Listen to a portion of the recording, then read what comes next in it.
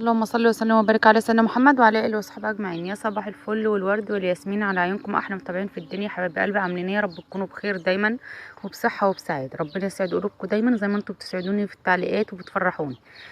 النهارده هنعمل غدا سريع وخفيف، ما بياخدش 5 دقايق، بتكون انت محضره كل حاجه.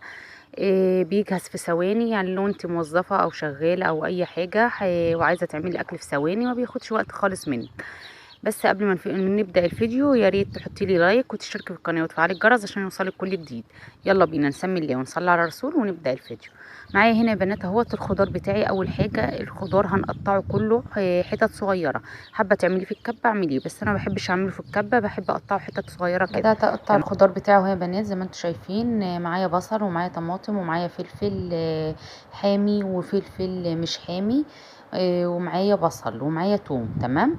هبدأ اهوت اقطع البصل قطعته. طبعا معايا بصلتين، على حسب بقى اللي انت هتحطيه، السجق اللي انت هتحطيه، يعني الكميه اللي انت هتحطيها هتحطي قباله بصل. انا معايا نص كيلو سجق، هعمل بصلتين اهمت، ومعايا طماطمتين برضو، هعمل طماطمتين، مش هعمل الطماطم دي كلها، هكمل بقيته في السلطه. ومعايا الفلفل حار، وفلفل لو عندك فلفل رومي حطي. انا معايا فلفل حار، انا بحب احط في الوصفه دي فلفل حار. تمام. خلاص كده يا بنات اهوت زي ما انتم شايفين، قطعت طماطمتين وقطعت بصلتين، وادي الفلفل كملته. معايا هنا السجق بقى، نص كيلو سجق انا كنت حاطاه في الفريزر، طلعته اهو تفككه من بعضه بقى. معاكي المقص بتاعك كده واعمليه، يعني الواحده اعمليها على 2 أو 3. تمام. احنا مش هنقطعه قوي عشان ما يتهريش معانا. زي ما انت شايفه كده اهوت انا بدات افككه وخلاص اهوت قطعته زي ما انتم شايفين كده حتت صغيره، مش صغيره قوي. يعني لا تقسمي الواحد على 2، لا تقسميه على 3، مش اقل من كده. تمام. عشان طبعا اللحمه بتاعته ما تتهريش، اللحمه اللي جواه ما تنهريش. خلاص كده يا بنات انا قطعته اهو زي ما انتم شايفين، جاهز معايا وجاهز معايا الخضار بتاعي. معايا طاسه على النار بقى، تحطي فيها معلقه زبده ومعلقه زيت. تمام. ما تكتريش عشان هو السجق اساسا بيبقى فيه دهون، بينزل الدهون بتاعته في قلب الصينيه، يعني ما يبقاش كتير قوي دسم قوي علينا. خلاص كده يا بنات اهو، اول ما السمنه بتاعتك تقدح تروحي حاطه السجق بتاعك، بتشوحيه تشويحتين كده خفاف اهو زي ما انت شايفه كده.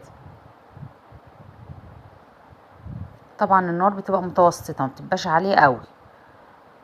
طبعا اول ما ياخد لون بتقلبيه على الناحيه التانية اهو زي ما انت شايفه.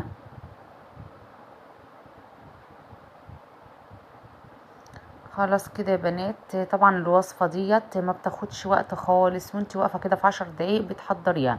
معايا اهوت 4 5 فصوص توم اهوت، انا هرساهم كويس، بتنزلوه مع السجق اول ما ياخد لون. ريحته فظيعه، عايزه اقول لكم ريحته جميله جدا جدا جدا.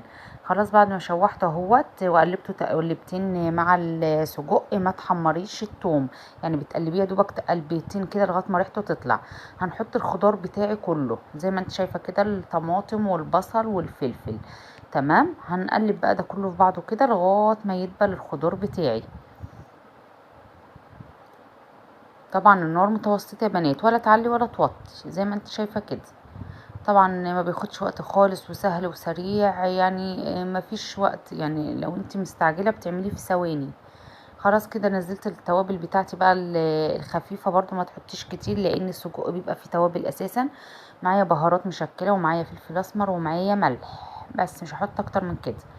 هنفضل بقى نشوح فيه لغايه ما الخضار بتاعي يدبل خالص. شايفين الجمال؟ ريحته تحفه تحفه تحفه، ريحته راحه اخر الشارع. خلاص كده دبل معانا وبقى زي العسل، ما خدش 5 دقايق اساسا على النار. وخلاص كده يا بنات اهو بقى زي الفل معايا، وتحفه يا بنات، تحفه، طعمه حكايه. شايفين الجمال؟